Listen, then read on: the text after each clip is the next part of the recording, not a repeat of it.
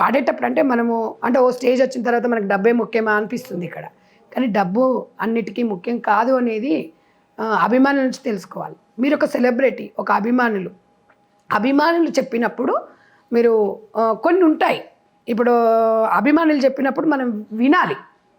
మేము వినము, మేము ఇట్లనే చేసుకుంటామంటే ఈ అభిమానులతోనే మీరు స్టార్ అయ్యారు, వాళ్ళ ద్వారానే మనం ఫేమ్ అయ్యామనేది గుర్తుపెట్టుకోవాలి. వాళ్ళు చెప్పినప్పుడు మాత్రం మీరెవరండి మాకు చెప్పడానికి అనే మాట మాట్లాడతారు. ఒకవేళ ఇంకేదైనా ఖండించినామనుకో కేసులు పెడతారు.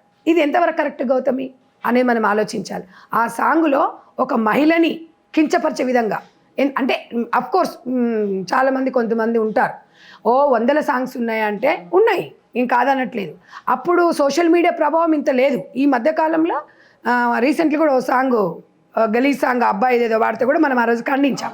సరే అబ్బాయి అని లైట్ తీసుకున్నారు. కానీ సోషల్ మీడియా కోవిడ్కి ముందు ఇంతగా లేదు. ఈ మధ్యకాలం ఈ 1 year నుంచి ఏదొచ్చినా కూడా మార్పు అనేది వస్తుంది.